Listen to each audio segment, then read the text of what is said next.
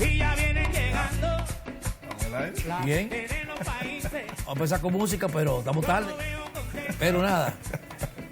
Buenas noches, amigos y amigas. El programa de televisión en 3 puntos. Hoy esta noche, llevándolo a ustedes ya con la presencia aquí de Luis Manuel Piantini. Está medio recuperado, pero nos alegramos. Javier López. Ezequiel Molina. Buenas noches. Buenas noches. Buenas noches, compañeros. Hoy vamos a hablar de lo que hablamos todos los jueves. Cuarto. No es de economía. No, cuarto. Buenas noches. Un placer estar con ustedes aquí de nuevo, un poco recuperados. Todavía. Sí, porque esto da duro. ¿Cómo se llama? La primaria que le dicen. Que dio dura las primarias. La gripe. Así es. Esos procesos gripales siempre tienen un nombre. Sí. Más, siempre no han puesto nombre, ahora debe ser la Constitución. La primaria que se llama. La primaria. Sí. Debe ser algo por ahí. Sí. Bueno, Y el algoritmo. Es con algoritmo. No, Pero de todos modos, señores, a ustedes, nuestros amigos televidentes, ya estamos en Navidad y todo es informal, todo es alegría, todo es algo que es del ambiente natural. Y así empezamos nosotros nuestro programa esta noche, de manera informal, tarde sí, pero informal. Y, como siempre, le hemos dado los temas económicos que vamos a tratar en el día de hoy. Y fue esa reunión que hizo el Consejo de Competitividad, donde el orador principal fue el gobernador del Banco Central, donde tomó 40 minutos para hablar de los temas económicos. Del comportamiento de la economía. Donde dio a conocer, correcto, lo que sería la bonanza todavía que tenemos y gozamos la República Dominicana de acuerdo a las metas y proyecciones que tiene el Fondo Monetario Internacional, y donde nosotros todavía mantenemos un indicador de 5, donde la economía mundial,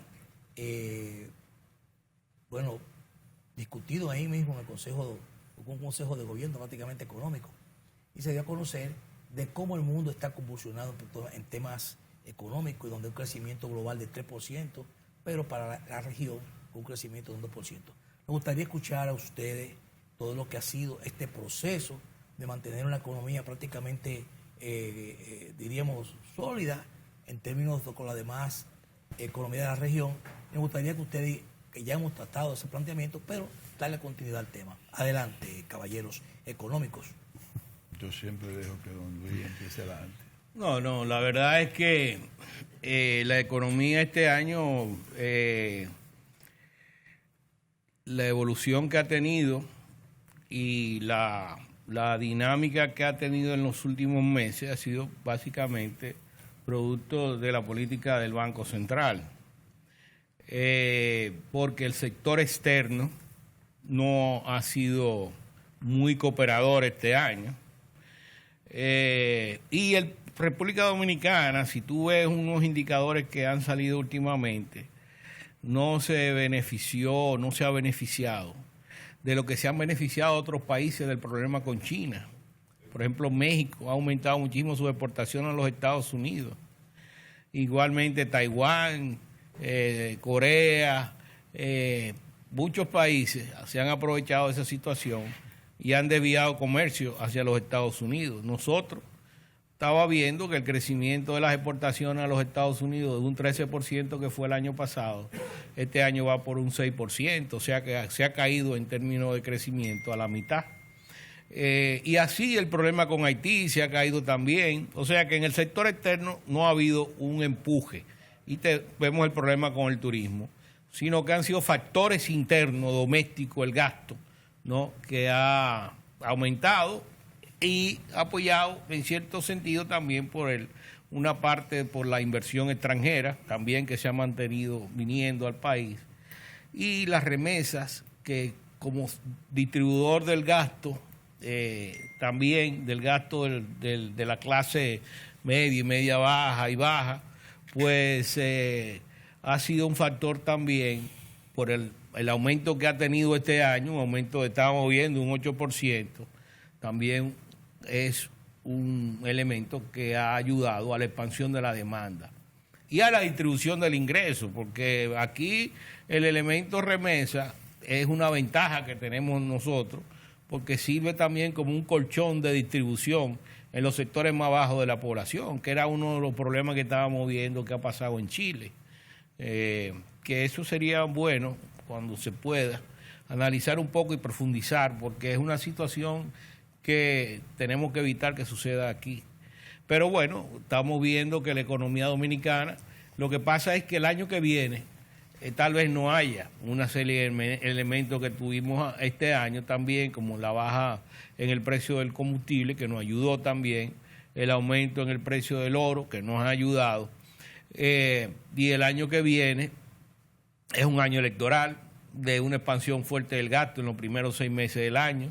Eso va a tener una presión sobre el sector externo, porque es una economía muy abierta. Entonces, las autoridades ahí tienen que tomar previsiones, ¿no?, sobre esa situación cuando se está viendo que hay un problema también en el sector externo. Estábamos viendo que Alemania entró en recesión hoy. Sí. Recesión técnica entró Alemania, la economía más poderosa de Europa. O sea que la cosa no está fácil, y aunque los Estados Unidos siguen creciendo, no está creciendo a la tasa que creció el año pasado, o sea, está creciendo al 1.9, 2% por ahí, ¿no?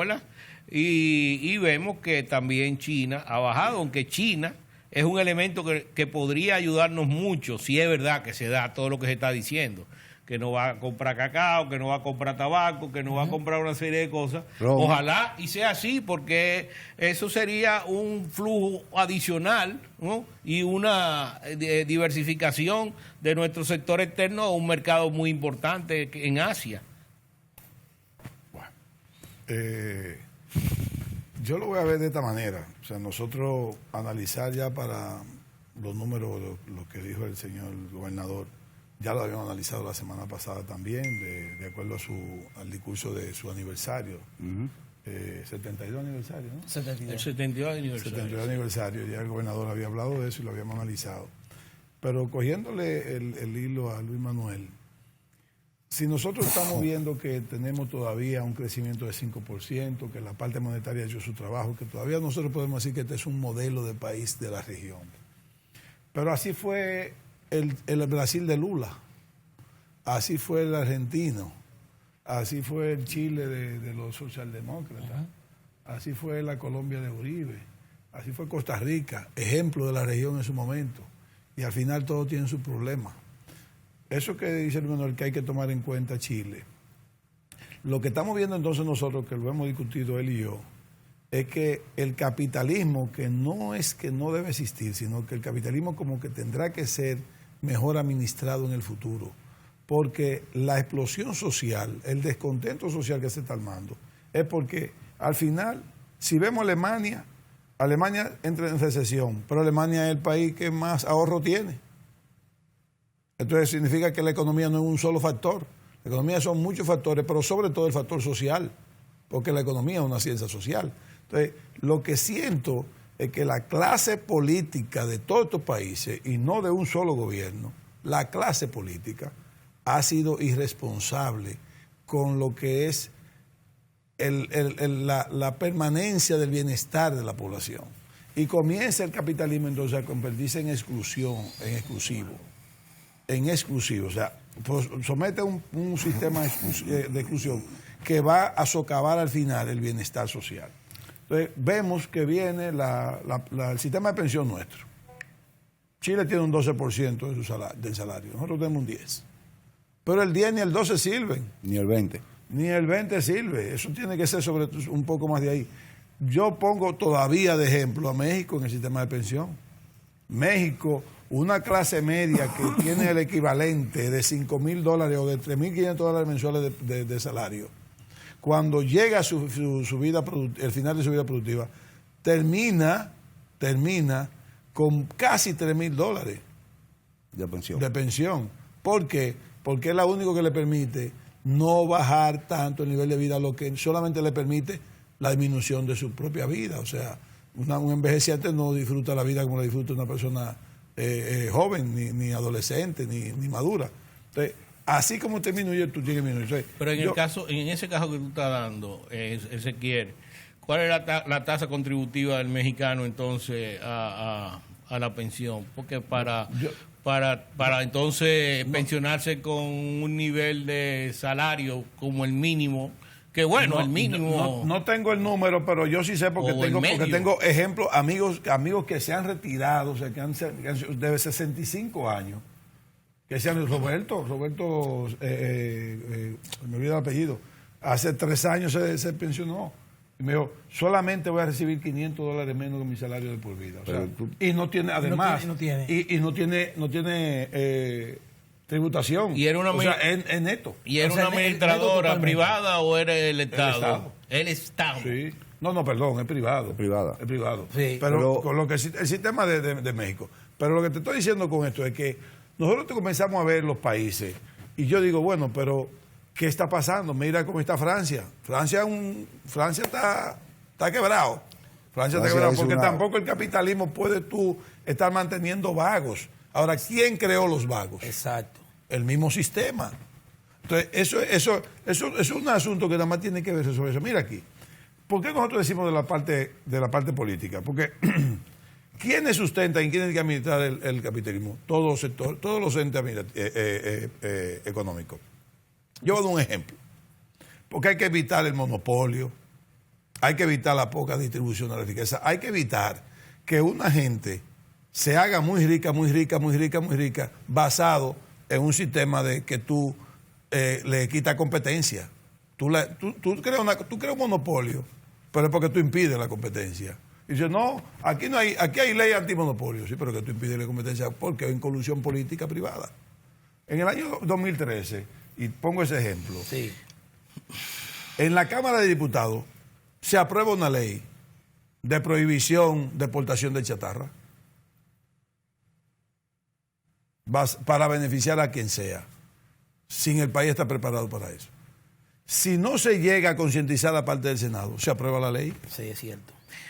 Y eso iba a crear un impuesto a la gente, al consumidor. O sea, es que la parte política de un país tiene que tener suficientemente madurez para no crear colusión, para que no se creen beneficios propios y particulares. O sea, es un asunto que al final vamos a ver un país como este, que hasta ahora ha sido un modelo, y no hay problema, tenemos que entenderlo y reconocerlo.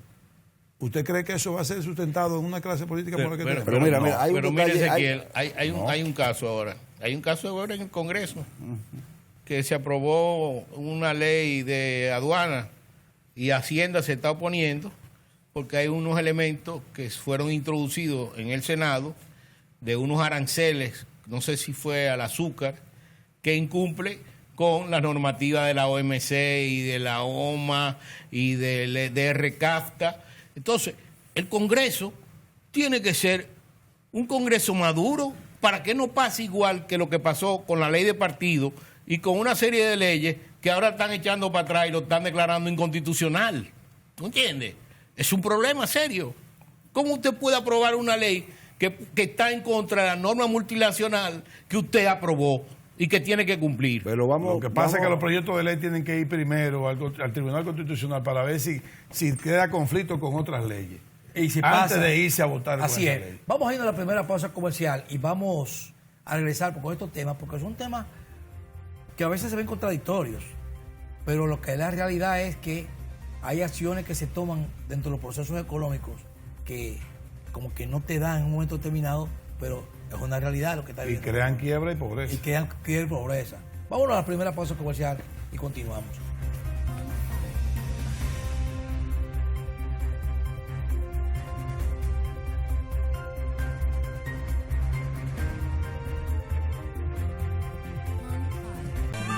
Para los bancos de la plaza y después se va a fumar para los bancos de la plaza. Óyeme, David, no sea mentiroso. Estos son los ritmos que estamos teniendo aquí, un merengón en Navidad. Ese conto Quiqueya. Y abriendo las Navidades. Y es así, porque realmente hay que cambiar el ambiente político, cambiar las diatribas, todas esas cosas que se dan. Estamos llevando una economía donde hay incertidumbre realmente.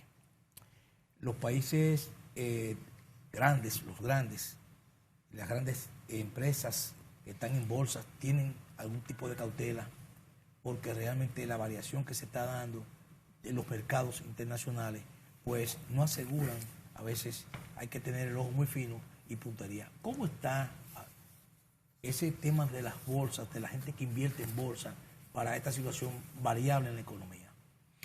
Bueno, ahí le estaba enseñando ahorita Ezequiel una información que salió en prensa de que Buffett tiene 114,000 millones que no sabe qué hacer con ellos en cash, porque no sabe dónde invertirlo, porque el ambiente, la rentabilidad no es buena, ni en corto ni en largo plazo, y lo tiene en cash, 114,000 millones de dólares. Está viendo que 25 familias, las más ricas del mundo, poseen 1.7 trillones de dólares. Trillones. Trillones de dólares. Mucho dinero. 1.7 trillones de dólares. Ese es el problema del sistema capitalista, que no hay normas sobre esas compañías, sobre esas familias. O sea, tú no puedes acumular todos los ingresos del mundo y dejarle a los otros nada. Había una información aquí, yo no sé, ¿qué tú me hiciste, Ezequiel? ¿Sabes si la tengo yo aquí? No, yo la vi de Chile. Si Ezequiel la tiene. Aquí está. No. Aquí está. Luis Manuel que anda con su... Aquí está. El 1% de la familia americana posee el 40% del Producto Interno Bruto. El 1% de la riqueza, o sea, de la riqueza que hay en los Estados Unidos. De la población. El 1% de la población tiene el 40% de la riqueza. O sea que y el 90% tiene el 20%. Wow. ¿Cómo puede funcionar un sistema capitalista así? No puede funcionar. Ese es un sistema en implosión. Por eso que tú estás viendo esos extremos en los Estados Unidos del populismo, un populismo de izquierda y un populismo de derecha. Y ahorita esa sociedad se va a autodestruir. Las instituciones se van a caer. Ya tú ves que hasta el mismo presidente muchas veces no respeta la tradición institucional allá, ¿tú entiendes? Entonces ya tú estás viendo una serie de signos en los Estados Unidos preocupantes con relación a lo que es el sistema y con relación capitalista y con relación a lo que es la democracia. Porque la democracia sostiene al sistema capitalista y el sistema capitalista sostiene la democracia. Sí. Si uno se cae el otro. Pues tú tienes un sistema capitalista de Estado, como está en China, que tú tienes un partido comunista que es el que controla eso. Un gobierno dictatorial, ¿no? Una dictadura de partido, ¿no? Entonces, eso es un sistema capitalista de Estado. Pero en los Estados Unidos es un sistema capitalista privado, ¿no? De libertad de mercado y de libertad individual, de derechos humanos, ok. Entonces, si eso se cae lo otro. Entonces, ¿qué está pasando en Chile? En Chile es la misma cosa. Tú ves un problema en términos de distribución. Lo que ustedes están hablando con relación a la pensión. O sea que una pensión, esta persona está acumulando durante 30 años y lo que le dan son $200 cuando el salario mínimo son 500. ¿Cómo va a vivir con $200? Pero entonces, eso tiene una explicación, Luis Manuel, y es que acordémonos que el primer país de Latinoamérica que se implementó como política económica del Estado el neoliberalismo a través de los Chicago Boys fue precisamente Chile. Y Chile hoy por hoy tiene todavía, al día de hoy, una constitución que no ha podido ser modificada por la democracia y sigue teniendo una constitución donde todo es el libre mercado. Entonces, tú tienes que, a partir de esa realidad, en Chile la educación es privada, el agua es privada, las inversiones todas son privadas y el Estado solamente le da el negocio al sector privado. El Estado no interviene nada más que como ente regulador. Entonces tú tienes educación, salud, privado, la pensión privada. Entonces, es lo que estábamos hablando Ezequiel y yo, que ¿por qué República Dominicana seleccionó el sistema de pensiones? Que eso va a ser en un momento determinado, más temprano, que tarde o más tarde que temprano, una explosión en la República Dominicana y no se quiere ver, no le interesa verlo a la clase dominante dominicana, que no es clase, sino a los dominantes de la economía dominicana, no quieren ver esa situación. Pues tú sabes quién Para tiene. terminar Pero que el problema es que se plantea y se habla del neoliberalismo. Yo no creo en eso. Eso para mí es calcomanía. Porque el problema es la clase política. Cómo implementan los modelos y cómo implementan la política. En Chile hay un 10% de los ingresos de los mineros que va al ejército. Eso es neoliberalismo. Esa vaina le están dando un 10% al ejército. ¿Para qué le van a dar? De la cantidad de recursos mineros en Chile le están dando un 10% al ejército en vez de dárselo al gasto social. ¿Pero por qué? Pero no sé por qué los políticos son los que mandan allá. Pero vuelvo y te repito, eso es son los que algo. han gobernado allá. No, pero eso es... Óyeme, la democracia cristiana y los socialdemócratas han gobernado 25 años en Chile. Pero que no han podido. Pero ¿cómo que no han podido? Se han ganado elecciones. Perdón, pero que no han podido porque no lo han hecho. Pero no me digan. Porque no han podido modificar. Porque no han querido. También entre partes, no han podido modificar la Constitución porque quizás no han cogido una mayoría absoluta para poder modificar la Constitución. Eso que tú estás planteando, ¿por qué hay que darle el 10% al ejército? Porque está constitucionalizado. De los ingresos del Estado a través de minería, hay que darle un porcentaje, como lo es en Cuba. ¿Quiénes tienen los mejores negocios en Cuba? ¿El pueblo? ¿Los inversionistas? No. Las Fuerzas Armadas pero cubanas. Pero no es el neoliberalismo, eso fue una dictadura que dejó eso. Bueno, pero estamos hablando de dos dictaduras. Yo no estoy apoyando el neoliberalismo, lo que pasa es que los políticos latinoamericanos se escudan en el desastre que hacen gobernando, echándole la culpa a sistemas. No, que eso es el neoliberalismo, no. Usted, ahora, con una política irresponsable. En la situación que está ahora mismo el Sebastián Piñera, ¿tú sabes qué es lo que está sometiendo al Congreso en este momento para que la aprueben? 2 leyes. Prohibir las manifestaciones, las manifestaciones y los encapuchados. Hermano. No, aumento del salario mínimo. No, en un 16%. Él lo está ofreciendo. Y, ya sometió eso al Senado, el aumento del salario mínimo y además un impuesto a los ricos. Pero también está poniendo, está sometiendo en esta semana quitarle la capucha, que todo el que no puede manifestarse con capucha, pensar en volver a los tiempos de Pinochet. Derecha, a partir de ahí, Piñera tiene sus días contados. Pero que la derecha no tiene mayoría en el Senado para que le aprueben eso. Y en la Cámara de Representantes tampoco. Mira, en Chile, mira lo que es para Chile. Modificar la que tú me estás hablando que... de Chile, ¿no?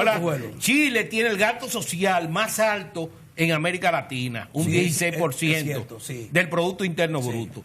Chile tiene la tasa de mortalidad infantil más baja de América Latina, 6.7 niños por mil niños, y después le sigue Costa Rica.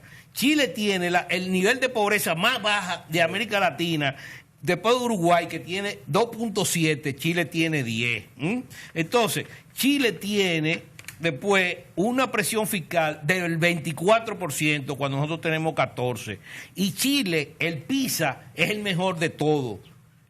Chile en ciencia, lectura y matemática. Mientras ellos están en primer lugar, nosotros estamos en último lugar. El problema de Chile es un problema de distribución de ingresos, de salarios, que hay un nivel altísimo, de deuda. Hay un problema de exclusión, hay un problema de deuda, pero Chile ha avanzado enormemente, pero también, o sea, hay situaciones como esa. No puede ser que las AFP de los pensiones se cojan, ganen 70% en un año, y a los pensionados lo que le dan son 200. Pero usted es Estado. Bueno, usted tiene que solucionar eso. Uno de los problemas que tiene Chile con este momento, con lo que está sucediendo del estado de violencia que está sometido, es precisamente por la exclusión social. Eso es fundamental. Fundamentalmente, pero no por el gobierno de Piñera, como hemos dicho aquí, sino de deudas arrastradas y han explosionado en este momento, donde él ha tratado de buscarlo, pero no ha podido. Vámonos a nuestra segunda pausa comercial y retornamos con ustedes. Vamos arriba.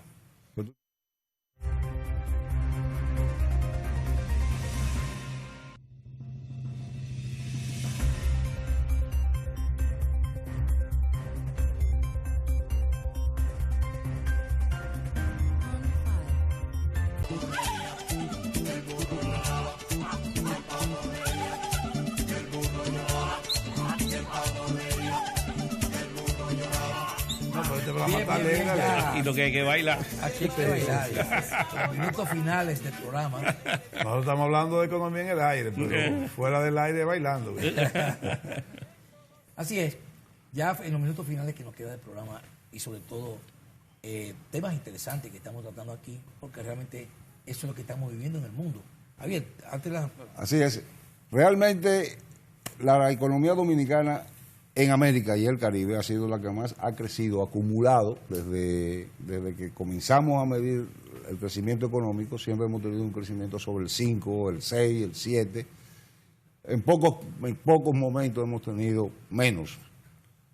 Pero en vez de irse reduciendo la diferencia social, en vez de irse pegando, aquí se ha ahondado. No podemos hablar de los planes del milenio, porque la pobreza se ha incrementado. No hablo de un gobierno, estoy hablando de la historia. Porque si hemos crecido 5 por 60 años, Sí. prácticamente constante, ¿cómo Sí. es posible que en vez de disminuir la pobreza, hemos aumentado los niveles de pobreza? Yo quiero que ustedes me lo expliquen como economista. Mira, Javier, uno de los grandes problemas en República Dominicana ha sido su inconsistencia en términos de un crecimiento estable. Por eso yo abogaba después de la crisis del 2003 sobre la dolarización de la economía, que hice varias conferencias. a mí me gusta eso. Porque con la dolarización tú tienes la seguridad. Lo que pasa en Ecuador, por más gobierno populista que viene, no te puede, porque la población no quiere que le muevan eso, porque le asegura su poder adquisitivo. Pero ¿qué pasó? ¿Qué ha pasado aquí? Balaguer creó una clase media. Los famosos 500 millonarios. No, pero creó una clase 300. media. Vinieron los periodos de los años 80 con la crisis en el periodo de los gobiernos del PRD. Se fue la clase media. Y se terminó de destruir cuando la gran crisis de Balaguer del año 90. A partir de ahí se comenzó otra vez un esfuerzo con las reformas que se hicieron en el 91. Que fueron reformas que liberalizaron la tasa de interés, liberalizaron la tasa de cambio, liberalizaron todo, ¿no? Mejoraron la economía sustancialmente, bajaron los aranceles. Eso en los 10 años de Balaguer. No liberal. Eso fue, bueno, pero con eso hemos crecido nosotros. Entonces, ¿qué pasa? Vino la crisis del 2003, el esfuerzo que tú habías hecho desde el año 91 se destruyó un año en el 2003. Aumentó en más de 1 millón la pobreza, el número de pobres. ¿Qué pasa? Que tú, desde el año 2003, tú has tenido 15 años para poder absorber ese nivel de pobreza que se destruyó en un año una clase media. Entonces, ¿cuál es el problema de República Dominicana? Ese problema es la inconsistencia en términos de crecer con estabilidad.